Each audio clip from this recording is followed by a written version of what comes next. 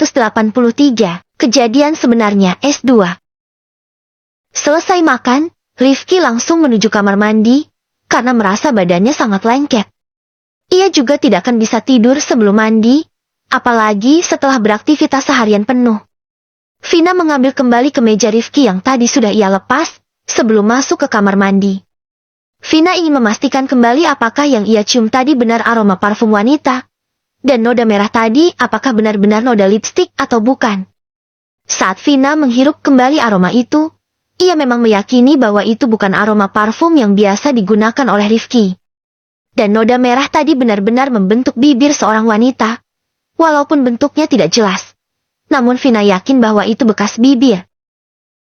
Astagfirullahalazim. Ya Allah, kuatkan hatiku. Semoga ini hanya prasangkaku saja. Aku tidak ingin kehilangan kamu. Sayang. Hanya kamu satu-satunya orang yang aku miliki di dunia ini. Tolong jangan pernah berpaling dariku. Jika saat ini kamu tergoda oleh wanita lain, aku yakin ini hanya ujian di awal pernikahan saja. Gumam Vina. Ia menaruh kemeja itu ke dalam keranjang cucian, kemudian berjalan menuju kasur. Vina berusaha menahan air matanya agar tidak terjatuh karena Rifki juga telah keluar dari kamar mandi. Maafkan aku, Vin. Jujur hatiku jadi tidak tenang seperti ini. Apa yang harus aku lakukan? Batin Rifki. Dengan wajah gelisah ia mendekati Vina yang sedang duduk terdiam. Menata hatinya yang hancur berantakan. Sebenarnya mata Vina terasa berat dan berkaca-kaca. Namun ia takut akan memperkeruh keadaan jika tidak mampu menahan emosi. Rifki duduk di samping Vina. Ia mengusap-usap kepala sang istri. Sayang, aku mau bicara sama kamu sebentar. Boleh? Tanyanya dengan suara yang terdengar gugup. Boleh? Mau bicara apa? Bang. Vina menunduk. Ia tidak berani menatap wajah Rifki karena takut emosinya akan meledak. Tapi aku takut kamu akan marah. Selama abang tidak bersalah, aku gak akan marah kok. Tapi ini hal yang sangat sensitif. Aku bingung apakah aku harus memberitahu kamu, atau aku pendam sendiri saja. Tapi aku takut jika akan terjadi kesalahpahaman di antara kita, jika kamu mendengarnya dari mulut orang lain. Apa itu, Bang? Katakan saja, aku siap mendengarnya. Aku lebih suka laki-laki yang jujur dan terbuka, daripada laki-laki yang selalu memendam masalahnya sendirian. Lirih Vina dengan suara bergetar, karena sudah dapat menangkap masalah apa yang akan dibicarakan oleh sang suami. Rifki menarik nafas panjang, kemudian menghembuskannya perlahan, sebab ia sulit untuk menceritakan ini semua karena takut akan melukai perasaan Vina. Jadi begini, Vin. Tadi sore aku sudah bersiap-siap untuk pulang lebih awal. Tapi ternyata ada beberapa kerjaan yang tiba-tiba harus aku selesaikan hari ini juga, karena besok sudah harus siap. Jujur awalnya aku tidak curiga apa-apa, karena hal semacam ini memang sering terjadi. Vina manggut-manggut. Ia menyimak cerita Rifki dengan serius. Lalu setelahnya apa yang terjadi, Bang? Awalnya semuanya baik-baik saja. Tapi ketika di jam 8 malam, semua karyawan yang lembur telah menyelesaikan pekerjaannya, tapi kerjaanku masih tersisa sedikit lagi. Flashback. Saat Rifki sedang serius menyelesaikan pekerjaannya, tiba-tiba ada langkah kaki yang sangat pelan memasuki ruangannya. Bahkan orang itu tidak mengetuk pintunya lebih dulu. Saat mata Rifki yang sedang serius menatap laptopnya itu menatap ke depan, ia dibuat terkesiap karena melihat penampakan wanita yang sudah duduk di kursi yang ada di hadapan mejanya. Ibu Nadia, apa yang ibu lakukan di sini? Tanya Rifki dengan nada tinggi karena kaget. Bapak Muhammad Arkana Rifki, saya yakin Anda masih ingat dengan saya, Nadia Arabella. Tidak mungkin Bapak lupa dengan saya, sebab kita sempat ingin membina hubungan rumah tangga. Ucap Nadia lantang sembari menatap serius Rifki. Ia tidak ingin basa-basi lagi karena sejak kemarin Rifki selalu menghindar. Ya, saya masih ingat dengan ibu. Tapi tidak dengan masa lalu kita. Jawab Rifki tegas. Nadia menggeleng, Dengan mata yang sudah berkaca-kaca ia tetap berusaha tegar. Bohong. Saya yakin Bapak pasti masih ingat dengan masa lalu kita. Sebab, waktu itu Bapak pernah berharap, kita akan dipertemukan lagi di versi terbaik. Sekarang semua doa-doamu telah terkabul, saya berada di versi terbaik kehidupan saya. Begitupun dengan Bapak yang telah sukses. Itu dulu, Nadia. Jauh sebelum saya menemukan seseorang yang bisa menerima saya apa adanya. Bahkan dikala saya berada di versi terendah dalam hidup ini. Bukan seseorang yang menginginkan saya berada di puncak lebih dulu, baru mau menerima kehadiran saya. Apakah Bapak lupa? Waktu itu saya juga menerima Bapak apa adanya. Bahkan saya tidak pernah menuntut apapun. Kamu memang tidak menuntutnya. Tapi dengan sikap orang tuamu terhadap saya, itu sama saja orang tuamu telah menyepelekan saya, karena saya tidak memiliki apa-apa selain cinta. Meskipun orang tua saya seperti itu, saya yakin sekarang mereka sudah mau menerima Bapak karena telah sukses. Kita masih bisa mewujudkan mimpi yang sempat tertunda di masa lalu. Bujuk Nadia dengan wajah memelas, dibanjiri oleh air mata. Rifki dapat melihat dari tatapan mata itu, memancarkan cahaya cinta yang tulus dan dalam. Namun, Rifki telah berjanji pada dirinya sendiri bahwa apapun yang terjadi ke depannya, setelah ia menikahi Vina, ia akan tetap setia pada wanitanya itu. Karena ia sadar, Vina adalah tanggung jawabnya dunia akhirat, sedangkan Nadia hanya serpihan masa lalu. Maafkan saya, Nadia. Saya ingin menegaskan, masa lalu memang pernah menjadi milik kita. Namun, saat ini masa depanku adalah milik Vina. Saya mohon, izinkan saya mengejar kebahagiaan itu bersamanya. Karena setiap orang berhak bahagia. Saya harap kamu bisa melanjutkan hidupmu, mencari kebahagiaanmu bersama laki-laki lain. Daripada hatimu terus merinduk, lebih baik kita lupakan kenangan indah kita bersama. Karena setelah saya mengikat janji suci dengan Vina, saya bersumpah akan setia sampai akhir hayat. Rifki berkata tegas, tanpa sedikit pun ragu-ragu. Di hatinya, ia meyakini bahwa Vina adalah yang harus ia perjuangkan demi sebuah masa depan yang lebih baik. Seharusnya masa lalu yang selalu menjadi pemenangnya. Saya yakin hingga detik ini, saya masih berada di hati Bapak. Nadia masih berusaha memperjuangkan cintanya yang telah pergi. Rifki menggelengkan kepala. Nadia, masa lalu tidak selalu menjadi pemenang. Ketika seseorang yang telah terbebas dari kisah itu, tak lagi menengok ke belakang. Masa lalu hanya akan menjadi pemenang ketika seseorang yang telah berlalu jauh dari masa itu menengok kembali. Tapi tidak dengan saya. Saya adalah seseorang yang bersyukur terbebas dari masa lalu, dan tidak akan pernah menengoknya lagi. Hati Nadia semakin sesak. Kini ia sadar tidak akan pernah ada sedikit pun celah untuknya lagi di hati Rifki. Namun, sebagai seseorang yang pernah mencintai, ia tidak akan bisa mengikhlaskannya begitu saja. Baiklah, jika Bapak tidak ingin lagi mengulang kisah itu, tolong izinkan saya memeluk Bapak untuk yang pertama dan terakhir kalinya. Pinta Nadia dengan suara bergetar. Enggak. Saya enggak mau kamu memeluk saya. Kamu itu seorang wanita single, sedangkan saya pria beristri. Saya tidak mau terjadi kesalahpahaman jika dilihat oleh orang lain. Tolak Rifki mentah-mentah. Karena posisinya mulai terancam, Rifki membereskan semua perlengkapan kerjanya, dan beranjak ingin meninggalkan tempat itu sekarang juga. Bruk! Nadia menabrakkan tubuhnya di punggung Rifki. Ia memeluk laki-laki itu dari belakang dengan sangat erat. Nadia! Tolong lepaskan saya.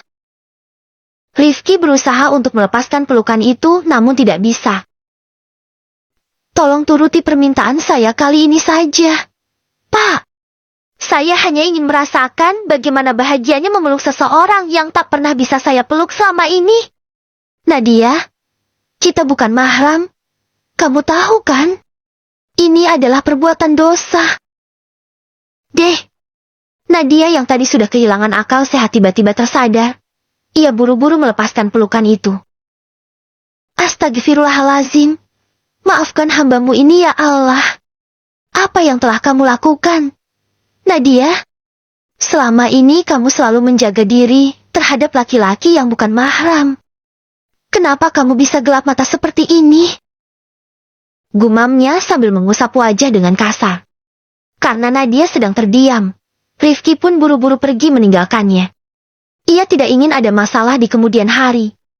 Tapi Rifki tidak menyadari jika ada noda lipstik yang tertinggal di kemejanya. Karena tadi Nadia menabrakkan wajah di punggung Rifki. Ke-284. Kejamnya Vina saat cemburu S2. Setelah berhasil kabur dari sana, Rifki langsung pulang menuju rumah.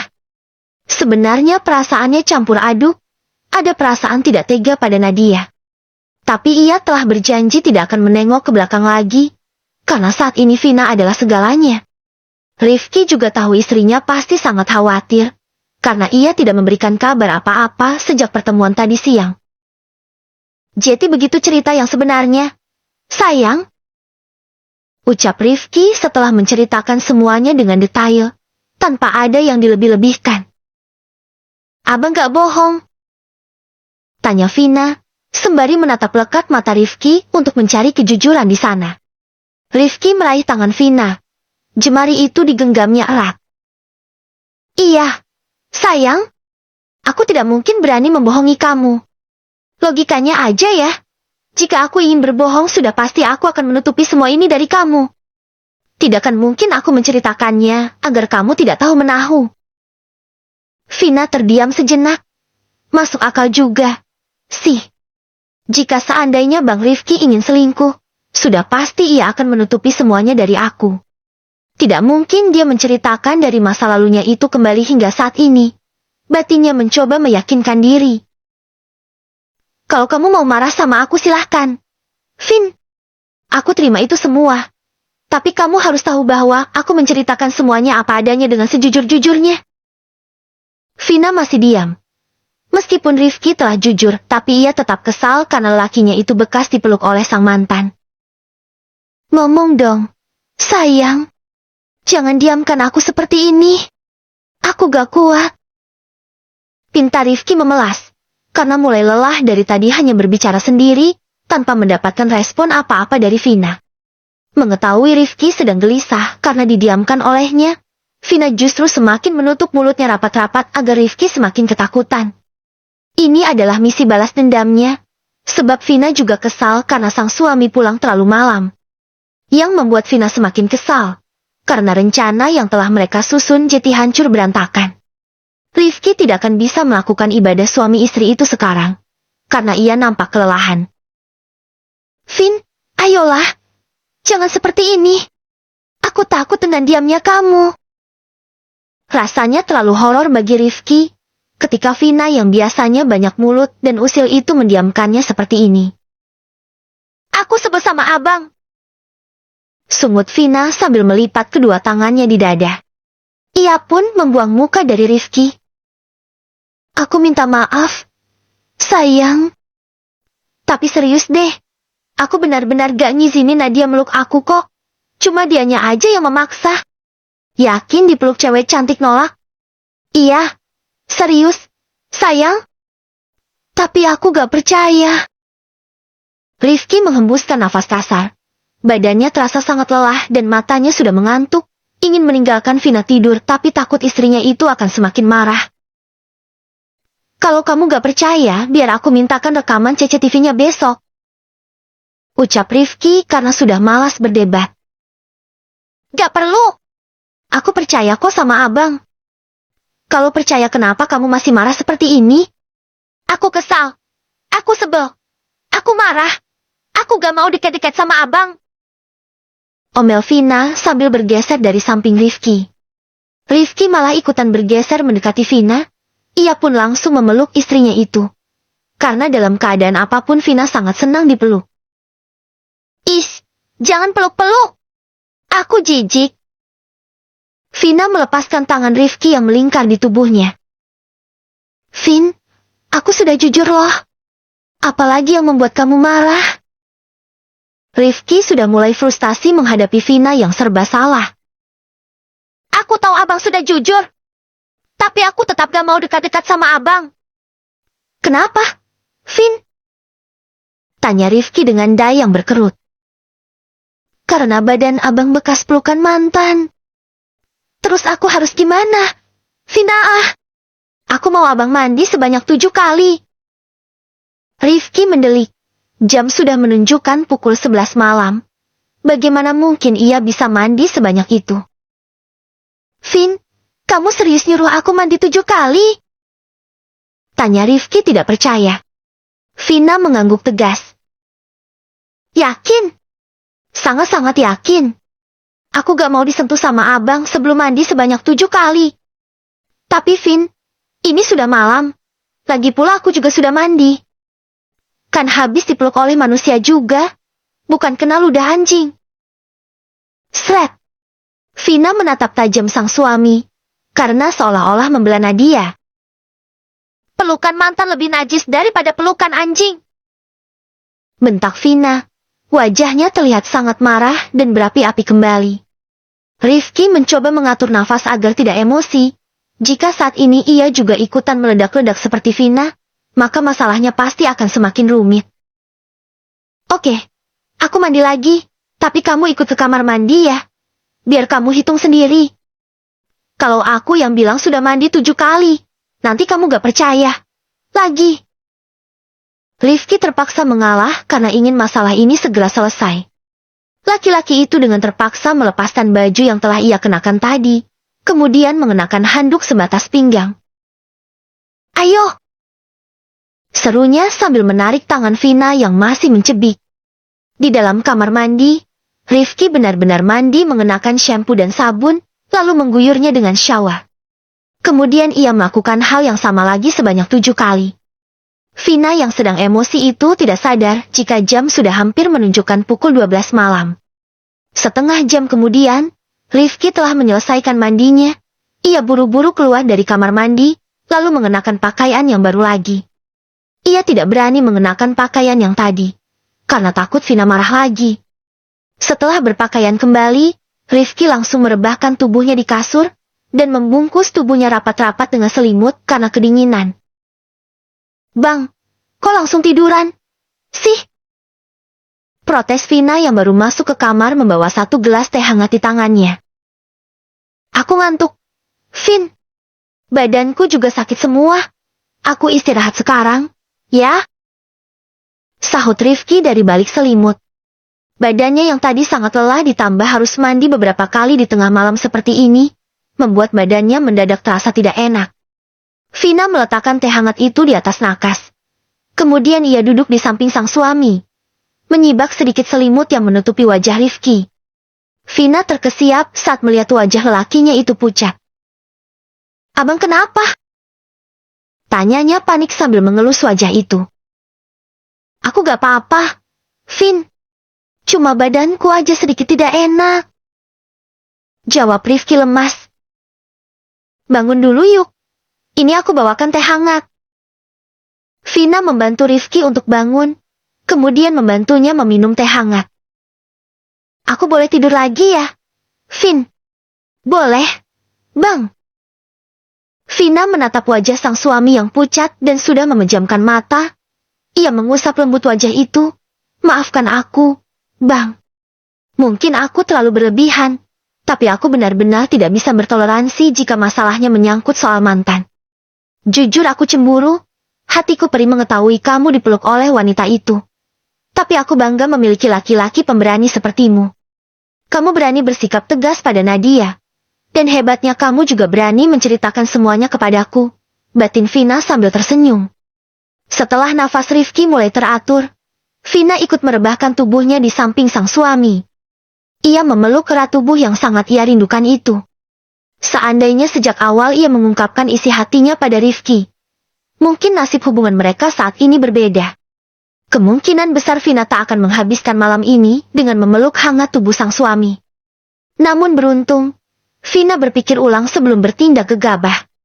Pada akhirnya, Vina menyadari bahwa sebagai pasangan dewasa, penting untuk mengendalikan emosi dan tidak terburu-buru menyimpulkan sesuatu.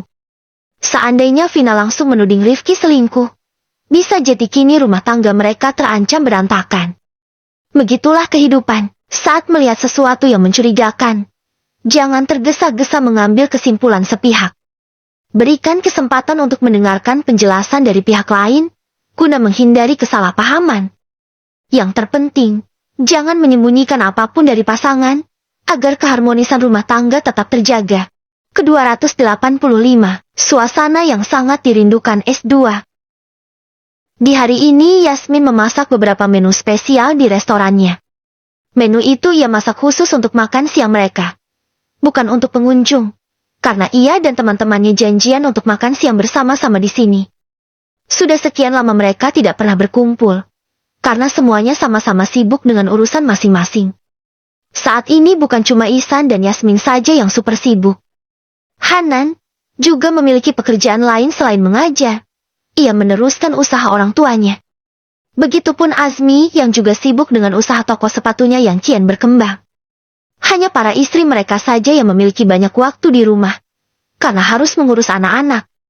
Saat ini Cindy dan Azmi juga telah membeli rumah di komplek yang sama dengan Ihsan dan Hanan. Karena kehidupan mereka sudah jauh lebih baik. Bisa dibilang saat ini Azmi juga telah sukses seperti yang lainnya. Di jam 1 siang, semuanya sudah tiba di tempat itu bersama para bocil-bocil yang baru pulang sekolah. Jika biasanya mereka bisa bermain dengan santai, saat ini keadaannya sudah berbeda. Setiap kali ingin berkumpul selalu membawa para bocil, dan yang pastinya akan lebih riweh dari biasanya. Assalamualaikum. Ucap semuanya kompak. Waalaikumsalam. Kalian semua sudah pada datang. Yasmin sangat antusias menyambut sahabat-sahabatnya. Iya, Yas. Maaf ya, kalau udah lama nunggu soalnya tadi kita jemputin anak-anak yang baru pulang sekolah dulu. Sahut Mila sambil memeluk sahabatnya. Gak apa-apa. Kalian semua gimana kabarnya? Alhamdulillah, kami baik. Sahut Cindy. Alhamdulillah, kami sekeluarga juga baik. Kalau kamu sendiri gimana? Timpa Mila. Alhamdulillah kami sekeluarga juga baik. Tapi mental kalian tetap aman juga, kan? Walaupun setiap hari harus cosplay jadi mak lampir. Yasmin terkekeh sambil melirik ke arah anak-anak. Aman, Yas. Walaupun terkadang hampir gila juga. Sahut Mila sebab ia yang paling riweh karena banyak anak. Mi, ini kita makannya kapan? Katanya kesini mau makan-makan. Kok dari tadi malah ngobrol-ngobrol mulu? Aku sudah lapar banget ini, baru pulang sekolah. Celetuk Amina. Karena para ibu-ibu malah asik mengobrol. Bahkan mereka belum dipersilahkan untuk duduk. Para suami yang juga pada kelaparan karena baru pulang mengajar hanya tersenyum. Sebab sudah terwakili oleh keluhan anak-anak. Kebiasaan para ibu-ibu ini setiap kali berkumpul. Yang diutamakan adalah mengobrol lebih dulu, soal makan belakangan. Maaf, Tante lupa kalau ada keponakan yang cantik-cantik dan ganteng ini. Ya udah, sekarang kita duduk ya. Ini semua makanannya sudah pada siap kok. Silahkan duduk dan dinikmati makanannya. Sahut Yasmin. Saat ini restoran sedang ramai-ramainya karena jam makan siang. Tapi mereka tetap santai dan tidak terganggu sebab berada di ruangan VIP. Makasih, tanteku yang baik hati. Ucap Mina sambil duduk, diikuti oleh anak-anak yang lain, dan juga para suami. Bi, aku mau disuapin. Lenge Askia manja. Seperti biasa anak satu ini paling tidak bisa berdekatan dengan sang Abi. Manjanya pasti akan kumat. Boleh. Sayang, kamu mau makan apa? Biar Abi suapin. Tanya Ihsan lembut sambil tersenyum manis. Yasmin sudah menghembuskan nafas kasar. Ia selalu iri ketika Ihsan bersikap terlalu manis pada anak gadisnya. Mau pakai ayam tepung aja, Bi. Oke, kalau Aska mau Abi suapin juga gak? Aska menggeleng, walaupun ia juga ingin bermanja-manja. Tapi ia sangat pengertian pada abinya. Gak usah, Bi, aku mau makan sendiri aja. Tolaknya. Saat Ihsan mulai menyuapi anak gadisnya yang manja, Amina juga merasa iri. Bi, aku juga mau disuapin. Lengeknya pada Hanan. Aku juga mau. Bi. Lengek 5. Aku juga. Bi. Timpal Lina. Hahaha. Semuanya tergelak, sedangkan Hanan hanya bisa garuk-garuk kepala karena anak-anaknya terlalu banyak. Nak, kalau Abi harus suapin kalian semua, terus Abi kapan makannya? Tanya Mila tidak terima. Karena sebelum punya anak ia sangat suka makan disuapi oleh Hanan. Tapi sekarang posisi itu telah digantikan oleh para bidadari. Gak apa-apa, Mil. Aku makannya nanti aja selesai nyuapin anak-anak. Sahut Hanan dengan santainya.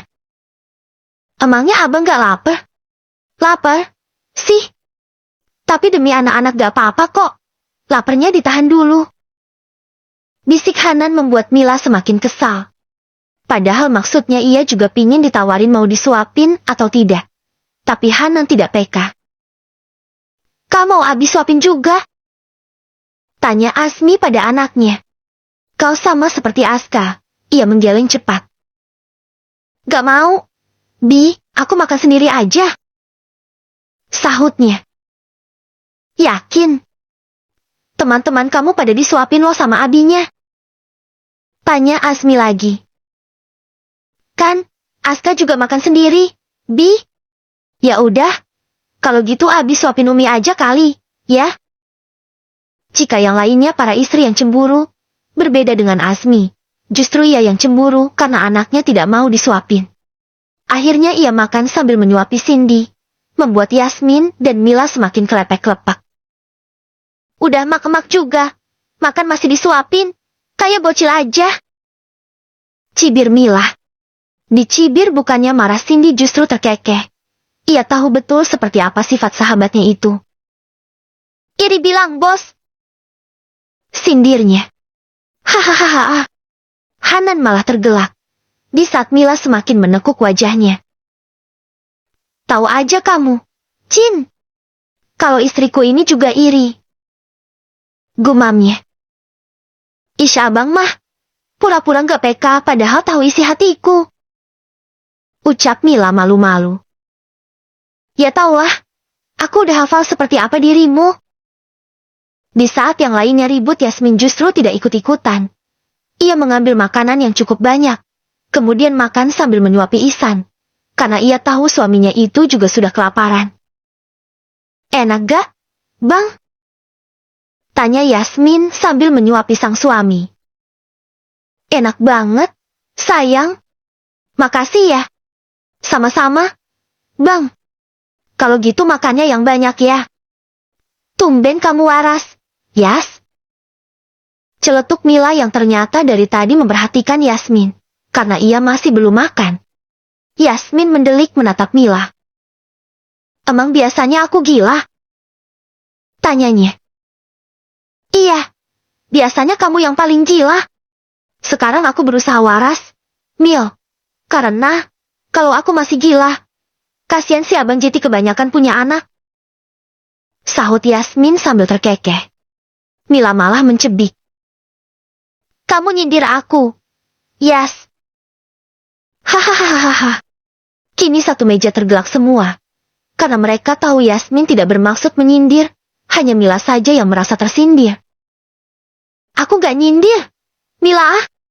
Aku bicara tentang diriku sendiri. Jelas Yasmin setelahnya. Tapi kata-katamu itu seolah-olah nyindir aku yang banyak anak. Ya udah, kalau merasa tersindir, mendingan kamu suapin abang juga. Sayang, soalnya abang juga lapar banget. Pinta Hanan memelas. Oke deh, daripada satu meja cuma aku yang gila sendiri. Ucap Mila sambil mengambil makanannya. Akhirnya mereka semua makan sambil bersuap-suapan. Meskipun sekarang keadaannya sudah berbeda karena ada anak-anak. Namun, rumah tangga mereka semua tetap harmonis. Tidak ada yang berubah sama sekali. Semuanya masih sama. Hanya saja bedanya para istri yang biasanya sangat manja sekarang sudah sedikit berubah, karena mulai sadar dengan usia yang semakin menua. Suasana hangat penuh kebahagiaan begitu terasa menyelimuti kebersamaan ini. Menyiratkan bahwa perubahan di setiap kehidupan itu tidak akan melenyapkan kebahagiaan. Justru dengan kehadiran anak-anak membuat hidup mereka semakin berwarna. Ke-286, tak sanggup berbagi S2. Jika biasanya acara makan-makan seperti ini dapat selesai kurang dari setengah jam. Namun kali ini hampir 1 jam baru selesai karena para bocil-bocil itu banyak maunya. Mereka ingin menyicipi semua makanan yang ada. Selesai makan, Yasmin juga menyediakan beberapa cemilan dan buah-buahan. Membuat anak-anak semakin antusias. Mau disediakan makanan sebanyak apapun pasti akan mereka habiskan. Nih, aku mau makan pudingnya dong. Lenge Askia manja. Yasmin mengambilkan 1 cap puding coklat dengan topping fla. Nih, tapi makan sendiri, ya. Abi mau ngobrol-ngobrol dulu di sini. Ucapnya, karena anak-anak yang lainnya juga duduk di meja yang berbeda dari mereka. Sebab para ibu-ibu dan bapak-bapak ini ingin mengobrol lebih dulu. Tapi aku mau disuapin sama Abi. Sayang, Abinya mau istirahat dulu. Kamu makannya sama teman-teman kamu aja, ya. Bujuk Yasmin. Enggak, aku maunya sama Abi. Lenge Askia kekeh sambil mencebik. Ya udah, biar Abi yang ikut duduk di sana. Ucap Ihsan sambil beranjak. Karena Ihsan duduk di meja yang berbeda, Azmi dan Hanan pun juga ikut berpindah, karena mereka tidak enak duduk bersama wanita lain. Gini amat ya, nasib udah punya anak, apa-apa yang diutamain anak mulu. Gerutu Yasmin kesal. Mila dan Cindy terkekeh. Aku kira kamu sudah waras. Yes? Ternyata masih sama aja. Suka kumat gilnya. Cibir Mila. Habisnya mau jadi orang waras itu susah banget. Mil, lihat aja sendiri. Mau cemburu terlalu gil. Gak cemburu tapi gak kuat. Gara-gara kita di nomor 2 kan. Yasmin melirik ke arah Ihsan yang sedang memangku Askia. Sudah dipangku disuapin makan pula, membuat Yasmin semakin cemburu. Sama. Aku juga gitu kok. Ternyata berbagi itu tidak seindah yang dibayangkan. Ya. Berbagi sama darah daging sendiri aja nyesek. Gimana kalau harus berbagi sama wanita lain? Sahut Mila sambil bergidik ngeri. Kalau itu mah, jangan dibayangin. Mil. Dulu aku lihat Mas Azmi bertabrakan sama mantannya aja sampai sekarang masih belum bisa kulupakan. Jelas Cindy yang paling sering cemburu pada suaminya. Mila dan Yasmin ternganga. Emangnya Ustadz Azmi pernah pacaran? Tanya mereka salah faham karena Cindy mengatakan mantan. Cindy menggeleng cepat. Ia tidak mau nama suaminya yang baik jadi jelek di mata teman-temannya. Enggak, bukan mantan pacar. Tapi mantan calon istri. Siapa? Cin? Tanya Yasmin paling kepo, sebab ia tidak pernah mendengar cerita ini sebelumnya dari Cindy. Untungnya saat ini para bapak-bapak duduknya agak berjauhan, dan pendengaran mereka tertutup oleh suara ocehan para bocil-bocil yang sedang bermain, sehingga para ibu-ibu ini aman ketika menggosip. Itu, si Nadia. Kalian tahu Nadia, kan? Beritahu Cindy sambil berbisik, sebab ia takut kedengaran oleh Azmi. Selain dilarang menggosip, kali ini yang ia jadikan bahan gosip adalah suaminya sendiri. Oh, Nadia yang teman sekelas kita waktu mondok dulu? Cindy mengangguk. Iya, benar sekali, Mil. Yasmin malah kebingungan. Ia menggaruk-garuk kepalanya yang tidak gatal. Nadia siapa? Sih? Kayaknya kamu kalau lihat orangnya pasti bakal tahu deh. Yes. Dia itu yang dulu pernah dilamar sama Rifki adiknya Pak Denny. Yang mana ya? Mil. Itu, yang dulu pernah lirik-lirikan sama Rifki, waktu makan bakso di kantin 7 tahun lalu. Yang kalau gak salah waktu itu kamu yang mergokin mereka. Aku lupa. Mil. Ya udah kalau lupa, pokoknya itulah. Orangnya cantik. Putih, pintar juga lagi. Beneran lupa aku. Mil. Pokoknya kamu tahu kok sama dia. Yes. Dia itu sering deketin Mas Asmiku dulu. Ucap Cindy menimpali. Meskipun kejadian itu sudah lama. Tapi sepertinya hingga hari ini, Bayang-bayang Nadia masih berputar di kepala Cindy. Gak perhatiin aku, Chin. Lagi pula kamu kenapa ceritanya baru sekarang? Aku jadi penasaran, tapi mau cari tahu sudah terlambat karena dia pasti sudah lulus dari pondok. Seketika jiwa kepo Yasmin meronta-ronta, tapi tidak bisa mencari tahunya lagi. Ya iyalah, sudah lulus dari 7 tahun lalu tahu. Coba aja dia jadi nikah sama Rifki, pasti kita bisa ketemu lagi sama itu orang. Cindy mendelik. Ia menatap tajam Mila. Maksudnya gimana? Mil, dia sempat mau nikah sama Pak Rifki. Tanyanya yang baru ngeh dengan ucapan Mila. Iya, tapi gak Jeti. Sepertinya orang tuanya gak merestui. Jeti waktu mau ngelamar gitu orang tuanya banyak alasan. Terus ujung-ujungnya dia pergi kuliah ke luar negeri. Si Pak Rifki itu hampir gila gara-gara ditinggalkan begitu aja. Jeti kamu tahu banyak tentang dia. Mil, kenapa gak pernah cerita? Sih! Ucap Cindy sedikit kesal. Dia salah. Gak dibolehin menggosip sama Pak Ustadz tampanku itu. Jawab Mila sambil menunjuk ke arah Hanan menggunakan bibirnya. Hahaha. Yasmin dan Cindy tergelak. Karena mereka juga senasib dengan Mila. Padahal semua yang dilakukan oleh para suami juga demi kebaikan mereka. Namun, terkadang para istri suka bandel. Karena para perempuan memang paling sulit untuk menjaga lidah. Mil, kira-kira kamu tahu gak di mana Nadia sekarang? Bisik Cindy setelahnya. Mila nyengir sambil menggaruk kepalanya yang tertutup hijab.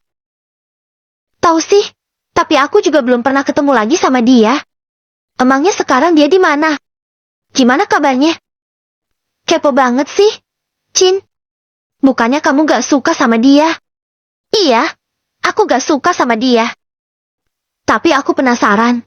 Mil, kemarin sih aku dengar dari Mbak Vina. Katanya dia sudah kembali ke Indonesia. Dan sekarang dia kerja di perusahaan yang sama dengan Rifki. Kasian banget tahu Mbak Vina itu. Dia jadi was-was karena suaminya kerja satu kantor dengan sang mantan. Mana jabatannya si Nadia lebih tinggi lagi. Ya ampun, kasian banget Mbak Vina. Aku tahu gimana rasanya suami setiap hari ketemu sama mantannya. Rasanya nyesek banget tahu.